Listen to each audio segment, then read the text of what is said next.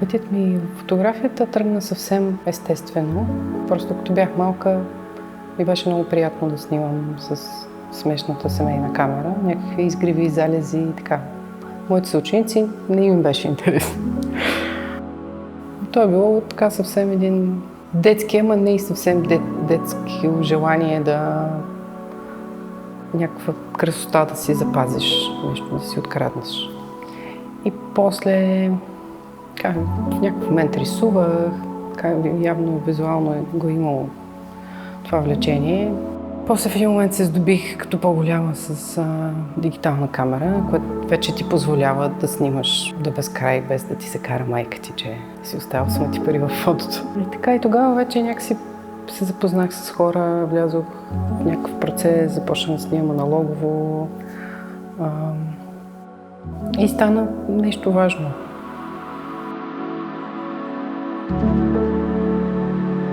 Относно процеса на работа, той винаги е различен, така се оказва в моите проекти, които обичайно са малко по-концептуални, малко по-безпокоителни и са свързани с някаква конкретна идея, която в един момент се изпълнява. Докато с басейн рай, това са снимки, които години наред са се правили, така съвсем като отида в това са местата от моето детство. Съответно ние пътуваме до там, летата оставяме повече време, винаги ми се прищява да снимам. Там карам колело, така ходя с една камера и съвсем безотговорно снимам каквото ми се снима. И няколко години подред това се случва, започвам да се трупат много неща и ми се стори, че вече могат да образуват нещо. Те всички са снимани на филм, т.е. не са хиляди кадри, може би са поне 4 пъти повече, отколкото са в книгата.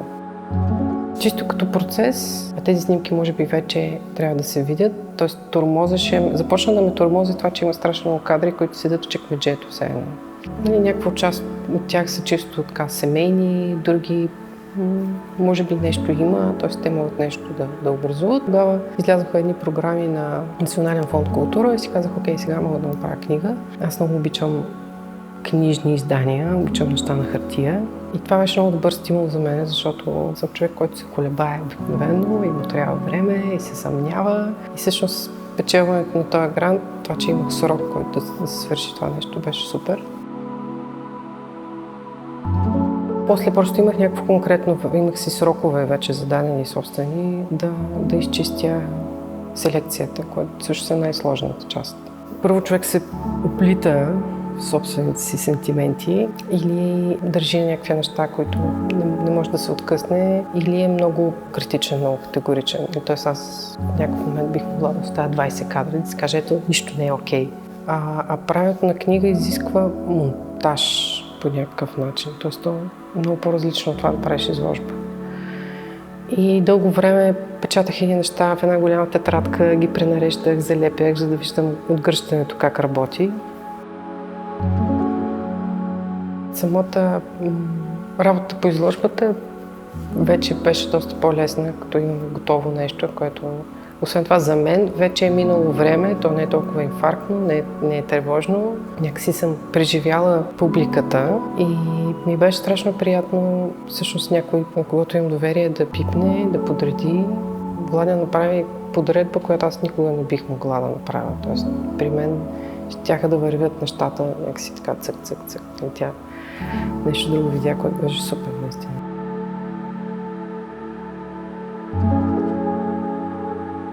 Кураторската работа винаги протича различно. Тя протича съобразно конкретния проект, по който се работи. В случая с изложбата на Яна Лозева аз нямам огромна заслуга за тази изложба. Това е един проект, върху който Яна е работила дълго време и който вече беше излязъл под формата на книга. Така че аз бях един от по-ангажираните читатели или зрители на нейната книга. Книгата всяка една фотография е равнопоставена на другите. Там можеш да си създаваш, там наратива е създаден по някакъв определен начин. В изложеното пространство фотографиите се появяват едновременно. И това пренарежда разказа, самото пространство го пренарежда, създава акценти, създава някаква някаква история, която може би е малко по-различна или представлява един от възможните прочити на книгата, един от възможните погледи към книгата. Когато с Яна започнахме да говорим за този проект, аз се сетих, че един от най-неразработените теми, може би, в творчеството на Васка Емануилова, това са детските портрети. Тази изложба не се опитва да свърже тясно в някакъв изкуствоведски разказ това, което прави Яна Лозева и това, което виждаме тук в постоянната експозиция на галерия Васка Емануилова или въобще Васка Емануилова като автор. А по-скоро, като положи едното до другото, създава възможност за интерпретации. Двете неща взаимно се контекстуализират и това е един контекст, който потенциално може да се отвори като смисъл. Може зрителя просто да се наслади от това преливане, защото има различно възприятие за образите, включително и различно време на образите, а може и да се задълбочи. Това вече зависи от разказа и от гледащия, който не е пасивен. В неговата глава, в неговото преживяване в галерията винаги има някакъв потенциален разказ за изложбата.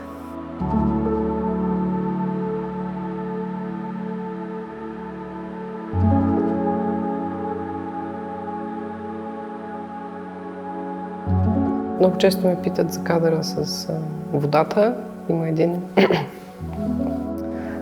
човек застанал на една улица наводнена, който гледа към една сграда с едно миниатюрно прозорче.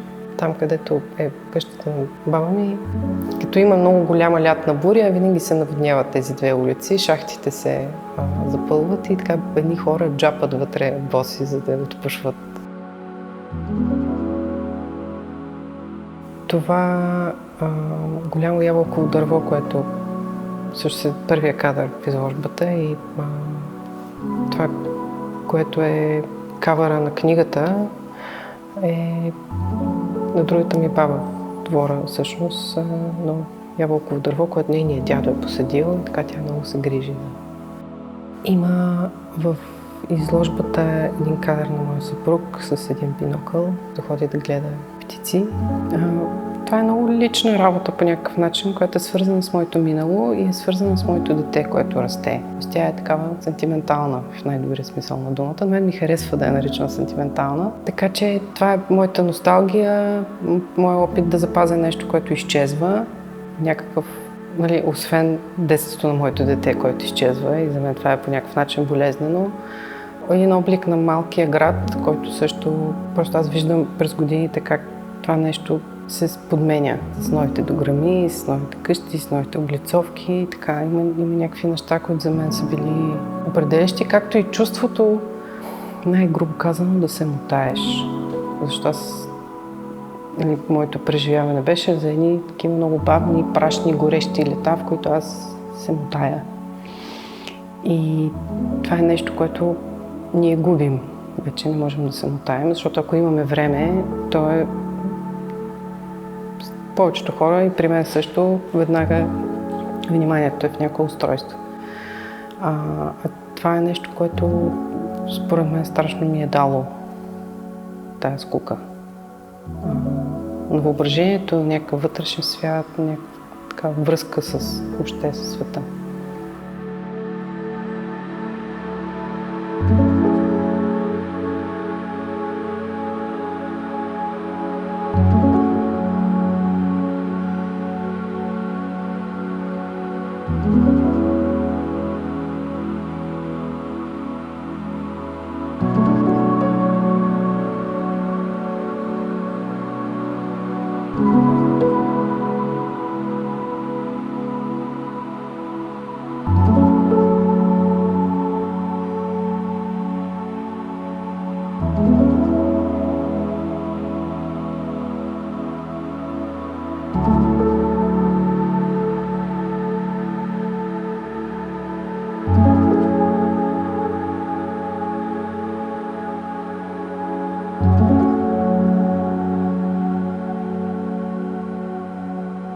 Thank you.